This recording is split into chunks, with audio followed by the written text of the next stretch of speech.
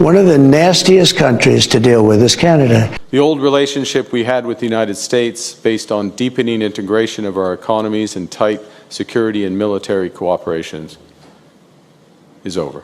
We're going to be friends with Canada. Regardless of anything, we're going to be friends with Canada. Canada is a very special place to me. I know so many people that live in Canada. My parents had relatives that lived in Canada, my mother in particular. I love Canada. I have a lot of...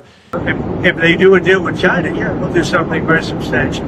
Because we can have a great relationship with China, President Xi, but we don't want China to take over Canada. And if they make the deal that he's looking to make, China will take over Canada. I say Canada should be our 51st state. There's no tariffs, no nothing.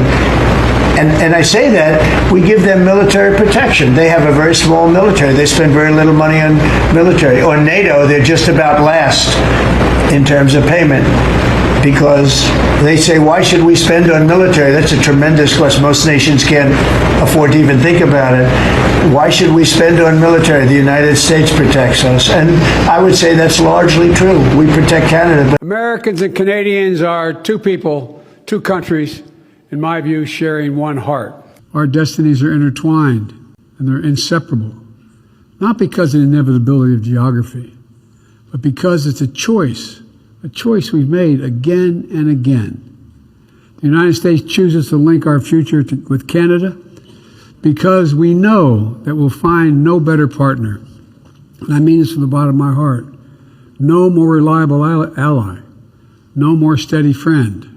And today I say to you and to all the people of Canada that you will always, always be able to count on the United States of America. I guarantee you. And I was struck then, as I am again today, by the warmth of Canadians.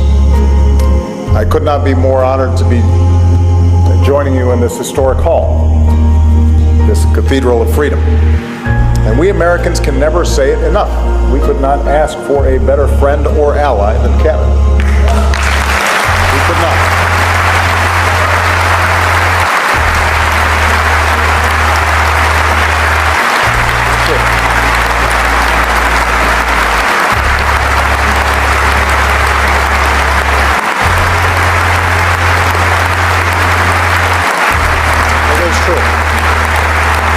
The fact that Canada will control what crosses the Gordie Howe Bridge and owns the land on both sides is unacceptable to the president. It's also unacceptable that more of this bridge isn't being built with more American-made materials, even more so than what President Barack Obama committed to with the Canadians at the time, at the start of the project. He also believes that the U.S. should own at least half of the bridge, have shared authority over what passes across it, and participate in the economic benefits generated by its use. This is just another example of President Trump putting America's interests first, and so he made that very clear in his call with Prime Minister Carney earlier today. It appears many Canadians are putting their money where their tickets are and avoiding travel to the U.S. The CEO of Calgary-based WestJet says bookings to the U.S. destinations are down 25% since the introduction of tariffs. Elisa Carpenter reports.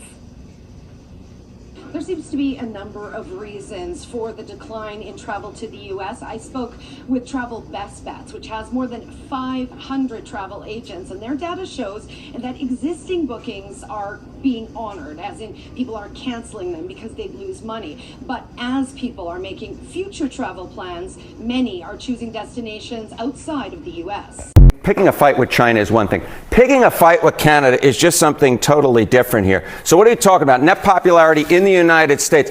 Well, Canada is far more popular than Donald Trump is here in the United States. Look at this. The net popularity rating of Canada is plus 49 percentage points. Look at the popularity rating of Donald Trump here in the United States. It's minus 10. We're talking about Canada coming out nearly 60 points ahead on the net popularity rating versus Donald Trump here in the United States. When you pick on Canada as a United States president, you are picking on a country that the American people adore. They adore Canada. Canada has always been a friend to the United States, at least during our lifetimes. And when you're going after Canada, you are going against someone who is far more popular than you are with Donald Trump. Pretty much every single time among most Americans, Americans will choose Canada over Donald Trump, yet Trump has decided to pick yet another fight with somebody or some entity or some country that is more popular than he is. And Prime Minister Carney, I am certain, understands that he has to come prepared, and he understands that, retaliatory tariffs are not the way. You certainly cannot try to compete with President Trump because you'll lose. I think it's pretty ridiculous and a slap in the face to our allies. Like, you guys have our back, you stimulate our economy. It might cost us more in the long run, down here, and he has a lot of different things he's doing and may come back to bite him. All of us, you never know. We got to do what we got to do. I mean, we've been taken advantage of for too long, and I believe in Trump. I don't know. He's saying it's to reduce drugs and things across the border, but I don't buy that really. So when President Trump came in, he disrespected our allies. He literally threatened to invade one of them, and he called the other one. He said, "Oh, they're just the 51st state, right? That's Canada." And then he put tariffs on our allies in a completely irrational way. It made no economic sense, made no national security sense. With that comes pushback. This is a self-owned goal. We created this problem, but it is a tragic moment because in the long term, America, in dealing with China and Russia and Iran and North Korea, we need our allies. And right now, because of this war of choice, this is the greatest threat to the NATO alliance that we've had in the Trump era. And I'm deeply troubled by it. I'm scared by it. I hope we survive, but we are in some troubled waters right now. Donald Trump has just cut off negotiations between Canada and the United States. Good. How is Canada going to come out on top? We're going to come out on top through patience. I mean, think about it. We're negotiating with a 79-year-old man who eats fast food at least 3 times a week. I don't think we're going to have to be patient for very long. Tick-tock, Don. Tick-tock. No, I don't consider the Americans to be a reliable trade partner right now. Their president has chosen to betray America's best friend and closest ally. I'm saddened to say that because I love the American people, but there's no denying that there is a president right now who consistently betrays the Canadian people and shows that he has been unreliable to deal with. Trump telling Americans, we don't need that stuff Canada sells. We don't need their lumber. We don't need their energy. We have more than they do. We don't need anything. We don't need their cars. I'd much rather make the cars here. And there's not a thing that we need. Now, there'll be a little disruption, but it won't be very long. But they need us. We really don't need them. So a huge congratulations to all of you democratically minded and free-thinking Canadians. Canada has now been boycotting travel to the United States for 15 solid months. And every month that goes by, a few more of us decide not to go to the United States. Folks, let's continue to support the fight against fascism. Canada's about to cut off power to some of the places that they provide it to in America. And Donald Trump was like, oh, so Jesus didn't have power. You guys will be fine. It's fine. He literally gives 0 fucks. So family, reports suggest that Canada is gradually reevaluating its resilience on the United States, exploring stronger independent trade partnerships, diversifying its alliances, and even asserting more control over its economic future. And so while no formula break has been declared, the tone of Canada's recent diplomatic posture signals something far more subtle but potentially far more powerful, a move towards strategic independence. And this is exactly what has triggered outrage in certain US political spaces. And now MAGA-aligned commentators are framing this shift as a betrayal, arguing that America has long supported Canada economically and militarily and therefore should expect unwavering loyalty in return.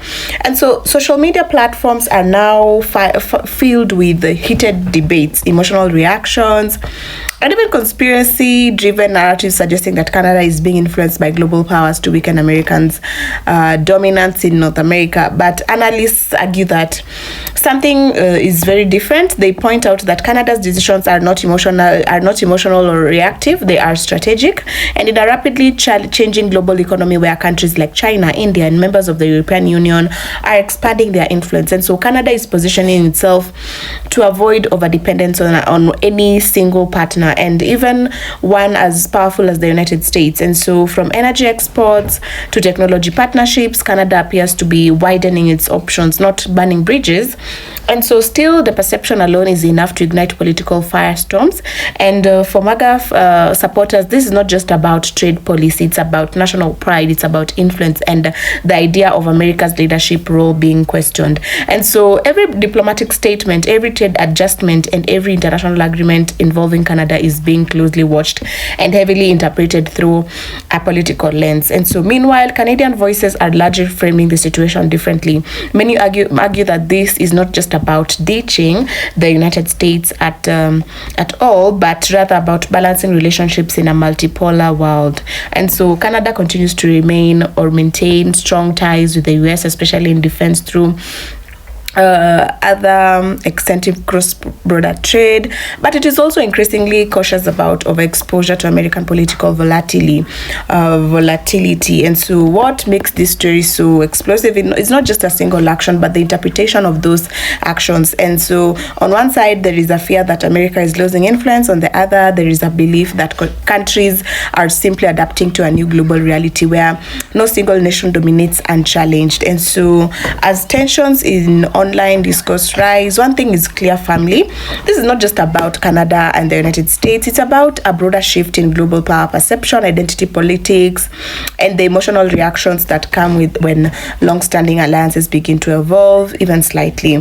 And whether this is the beginning of a real geopolitical shift or just political exaggeration amplified by social media, the reaction itself tells a deeper story about how sensitive global power dynamics have become and how quickly narratives can ignite across borders.